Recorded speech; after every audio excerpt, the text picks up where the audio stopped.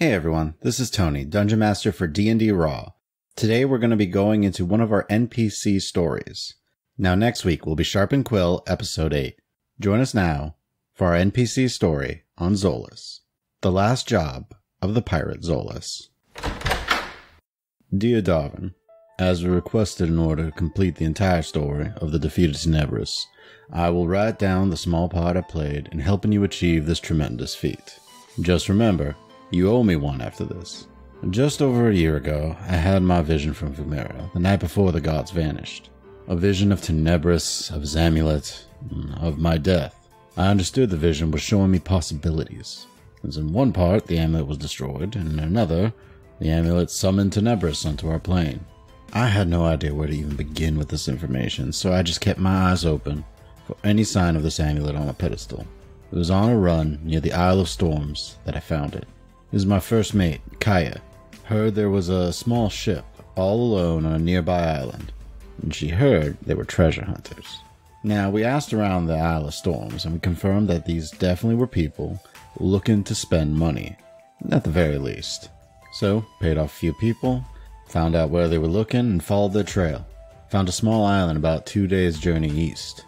They landed on the only beach we could see, and were easy pickings, honestly. We boarded the ship at early light without needing to kill a single crew member. After getting them all gathered, getting their valuables together, they told us there were still a few people on the island. Kara was ready to leave them, take what we have from the ships and get out. But I saw some ruins in the distance on that island. Felt I at least had to take a look. So, I left Kara to guard the Hydra, took several men with me to search the ruins. We found an ancient temple to Vumera, honoring her as the wild goddess of nature, rather than the dual nature that most temples attribute to her. She wasn't the caring mother in this temple. She was just the force in the storm.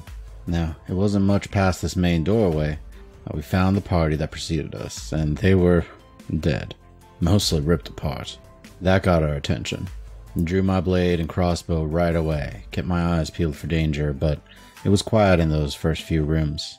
Had the distinct impression that we were being hunted here, but everything about this place made me think of that pedestal, that altar I had seen in my visions, so I pushed my crew to keep going. A few spike traps I were able to avoid, old, like they'd been there for a long time, so the signs were easy to find them, and we navigated those ruins pretty easily. No sign of that creature though, whatever killed that previous group. Though we did find the bones of old adventurers there.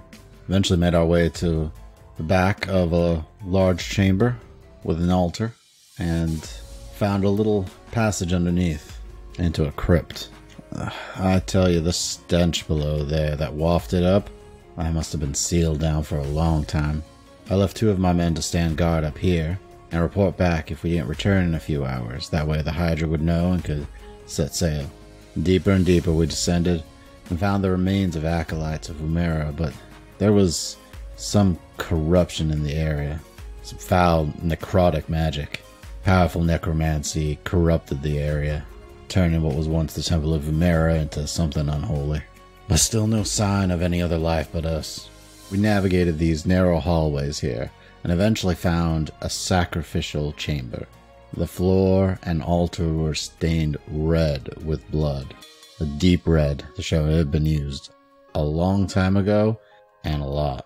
As we started to fan out and look around this final chamber, it was just a few clattering stones that gave us the only warning we had of the undead beast that guarded this temple.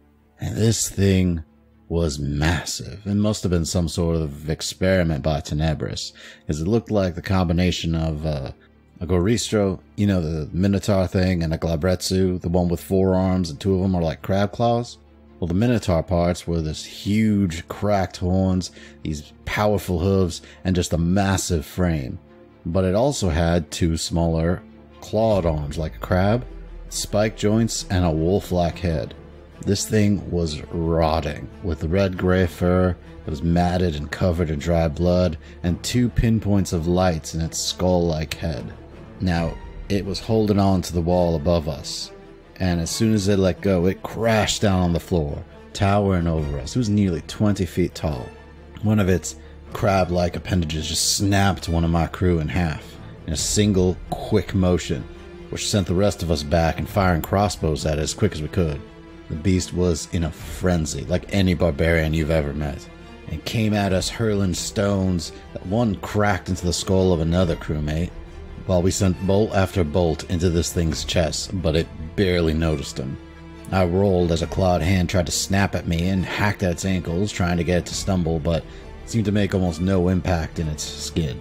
And there were only 4 of us left at this point, and I saw my men had an idea. So I kept this guardian distracted while I saw them tie a rope around the altar. And the other end, though, they fashioned into a lasso.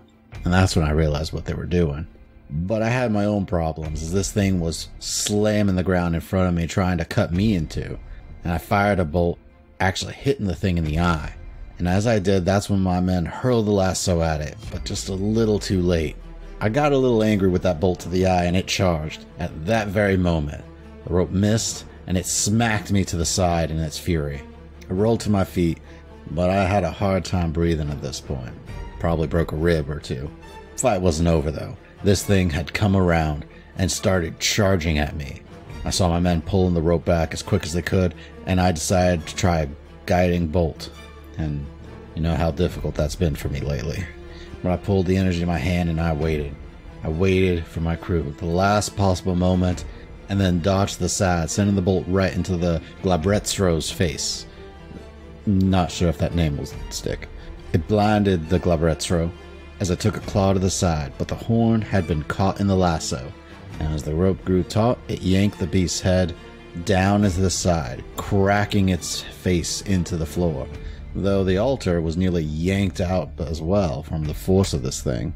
As soon as this guardian hit the ground, we pounced, my crew hacking at its neck, but it wasn't done yet.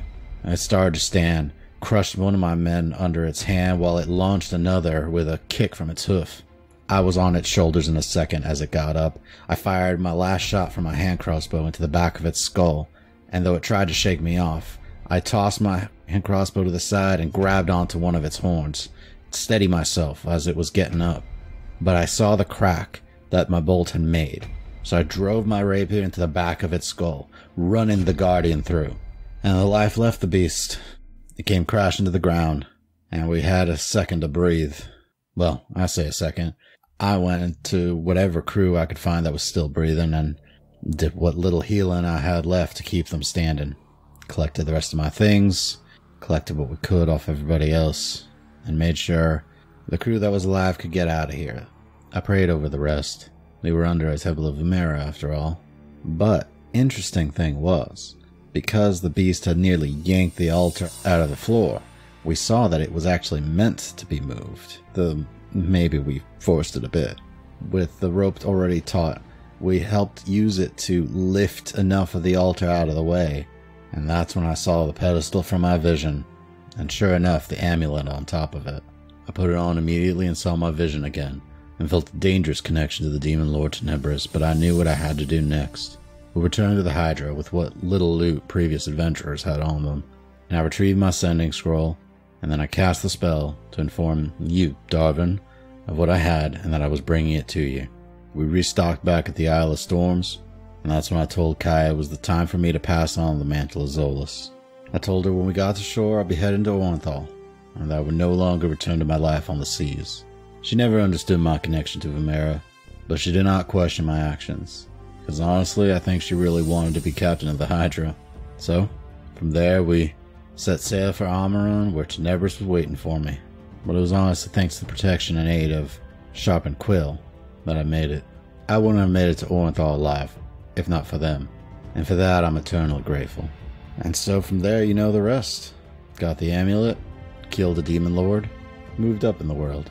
And that's the story of how I acquired the Amulet of Tenebrus in the first place. Hope this helps you in your memoirs, Darvin. Yours, Zouless. P.S.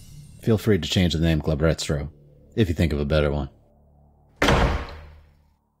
Thank you all for listening to our NPC stories. I really do enjoy doing this as a bit of world building outside of the actual campaign itself. And let me know if you enjoy this as well. Feel free to message us on Twitter at rulesaswritten, or you can email me directly at dm@dndraw.com. You can also subscribe and leave us a comment wherever podcasts are found, and please check out our Patreon at patreon.com/dndraw. Until next time, and I hope to see you next time in the world of Ostia.